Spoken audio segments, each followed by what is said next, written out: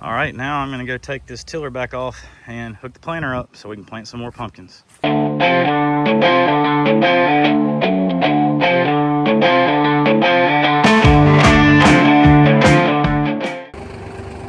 Hayes and Connor.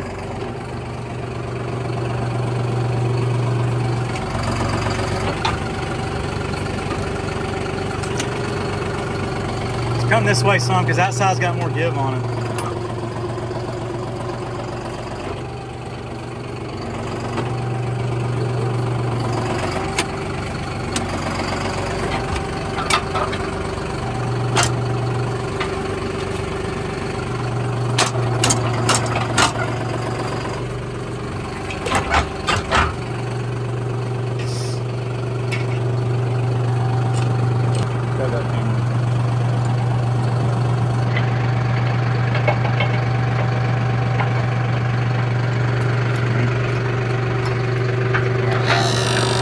Pull that leg up over there on the side.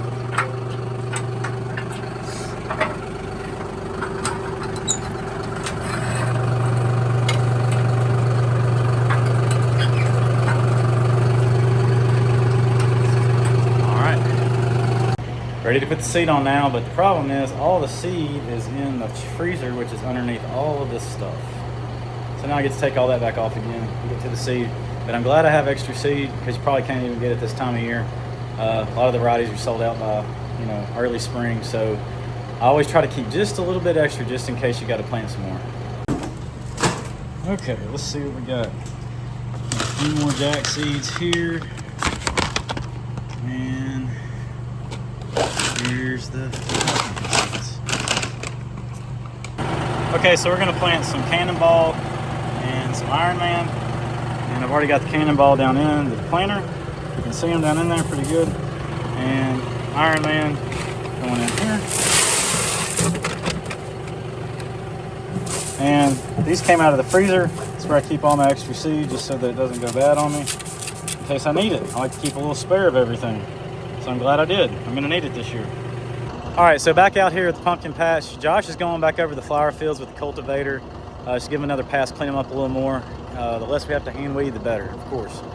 So he's doing that, and then I'm going to plant the pumpkins. This is the pie patch. We'll do that first, and then I'll go over and we'll do the jack-o'-lantern field.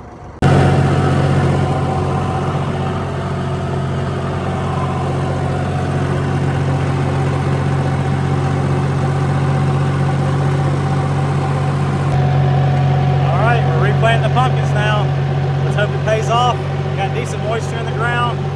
Got the planter set up with the pumpkin plates. Had to make those custom. Back when I first started doing this, I couldn't find pumpkin plates, but now probably can find some online. But my custom ones that I made with the Dremel tool are working just fine out of some blanks. All right, so one thing I forgot to do was test to make sure my planter was feeding seeds out. And so this right one is good, dropping seeds. Check the left one. And seem to be jammed up there.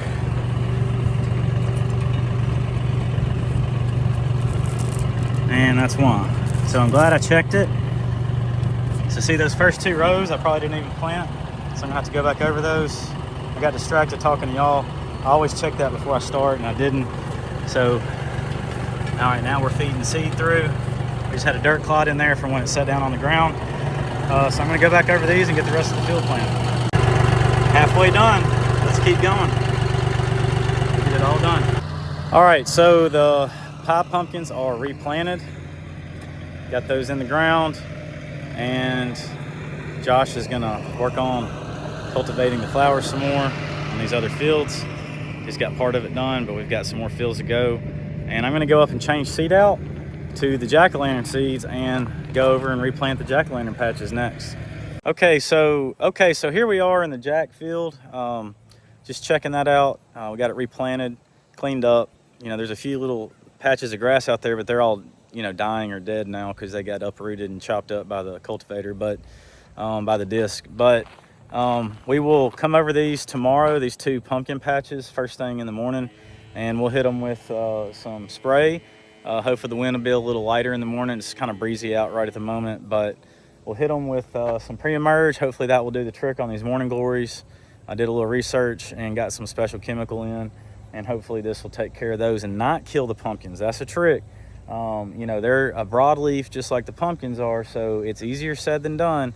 And if you're off just a little bit on the chemical, or some kind of reaction happens, or, you know, weather can be iffy, you know, it might stunt the pumpkin growth or kill them. I've had that happen before, and thankfully I've got just enough seed to plant a third time if I had to. That would be worst case scenario.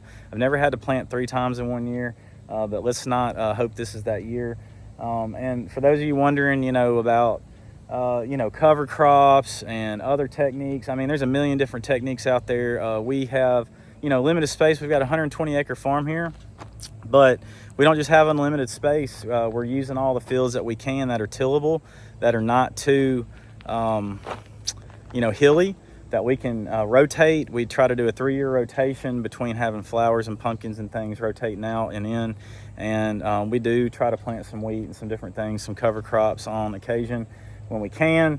But we just run out of time a lot of times because the kids are still coming out until, you know, later into November to get pumpkin patch field trips in Mississippi, the way our seasons in fall, and, you know, it's really kind of fall in late October through middle of November. So that's when the weather's nice. It can start to get rainy towards the end of November, but at that point then we've kind of missed the window a lot of times to get anything planted behind the pumpkins after we get the kids out of the fields. So it's just kind of a, you know, different ways to do it. But the other thing too is, if you notice, there's just really not any large wholesale, you know, pumpkin growers in the Southeast. Really, they're just this is not the best climate for growing pumpkins. You can talk to anybody that's ever tried in the Southeast. It's just it's humid. You know, it's extremely humid. We have a lot of disease pressure because of that, high humidity and heat, and we have a lot of bug pressure here, a lot more than a lot of people do out in the West areas and the Midwest. You know, and of course some of those places have, you know, different types of soil. They can plant earlier, they can plant, you know, different, it's just different techniques, different areas. And there's just not any big pumpkin growers in the Southeast that I'm really aware of that have been successful. They generally tend to be up north in the Midwest. And then there's some really good pumpkins that come out of the desert, believe it or not, where they irrigate. They don't have a lot of bug pressure in the desert. They don't have a lot of humidity, and they water what they need through drip irrigation or whatever form they probably use. I would imagine drip, but they do well, and they get dark orange further north and in the west where the desert areas are, and it gets really cool at night. We don't have those cool nights in the Southeast. You know, it'll be 90 degrees and 90% humidity in July and August down here in Mississippi when the pumpkins are growing, and it's just hard on them. And the weeds love it and they thrive. So hopefully we've got, you know, enough moisture. I know it looks kind of dusty on top because we, you know, went over it, and of course it dries out when you do that on the top part.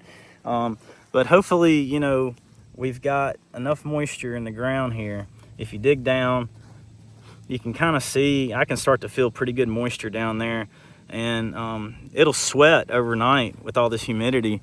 And I've had pumpkins come up and drier than this, but we'll see. You know, we could use a rain, and it would be nice if we had one, you know, tomorrow evening after we spray. That would be perfect, or Wednesday or Thursday morning, but I don't get to pick, unfortunately, and don't need it to be a gully washer. Just need a little bit of rain to get some moisture, more moisture in the ground, to get the pumpkins to germinate. But I think there's probably going to be enough in there to get them to germinate, I hope.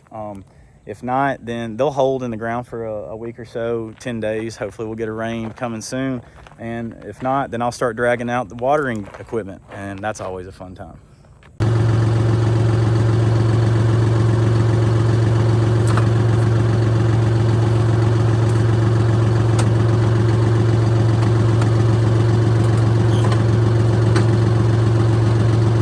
Back it up a little.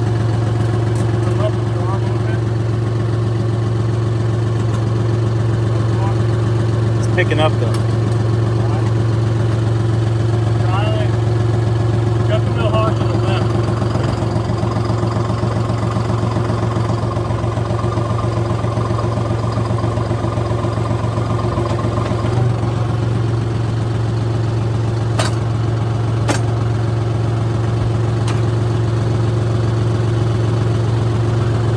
Now I'm gonna pull back forward. There we go.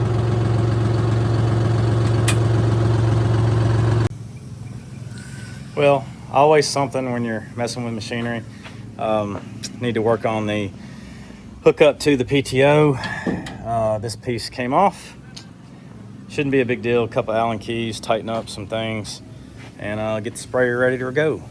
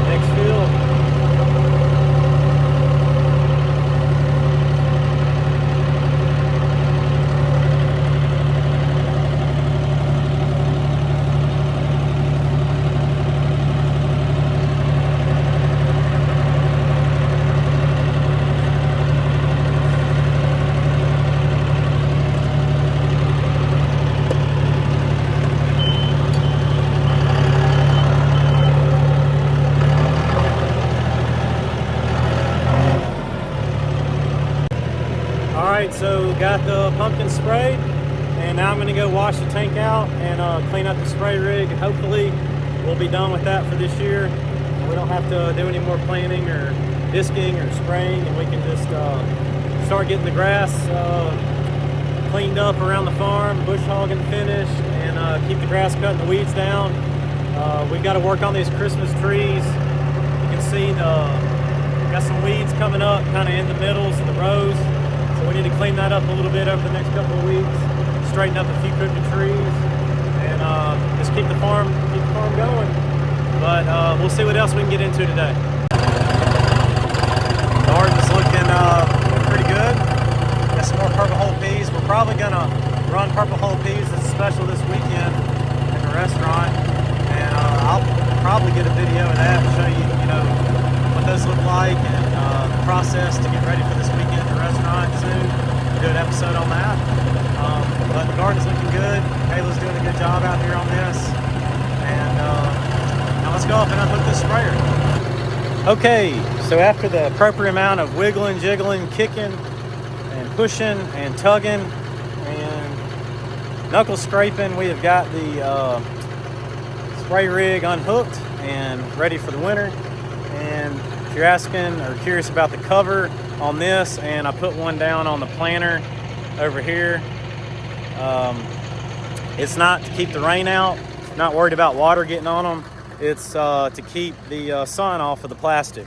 I'd ideally like to have another big equipment shed to put all of my equipment in. As you can see, I've got a lot of equipment out here on the tree line. We kind of keep backed up underneath the trees, out of the way.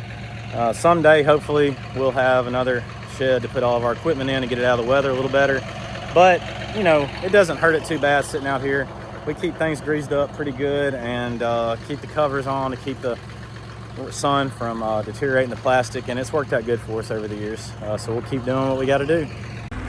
Okay, so I don't know if y'all can see them running off. I'll try to zoom in, but you can see all of the giant field rats running out of the field right now. That is what was eating on the pumpkins, and I guess they're a little upset tonight. Boo-hoo, the pumpkins are all gone, but they'll be coming back soon. But what we're going to do this time is we're going to hope that this pre-emerge, so there's the pumpkins already planted again. We're going to hope that this pre-emerge works on those. There's a couple of doves out in the field right there. Yeah, a couple of morning doves right there. But we will hope that these pumpkins are going to be cleaner and not have that morning glory issue this time around, and we'll get it netted quicker I was out of town last week, or I probably would have made the call a little sooner, but I wasn't here to see it in person, so I just decided to wait till I got back. But you can see these flowers are a lot cleaner now. They look a lot better. There's a few spots here and there with a few pieces of grass popping up that we can hand chop that pretty quickly. It's good exercise. But anyway, yeah, go on, run off back in the woods there. Find something else to eat. But hopefully the pumpkins will be cleaner. We'll get the net up and the hot wire around the bottom, and that'll keep the deer out while they grow.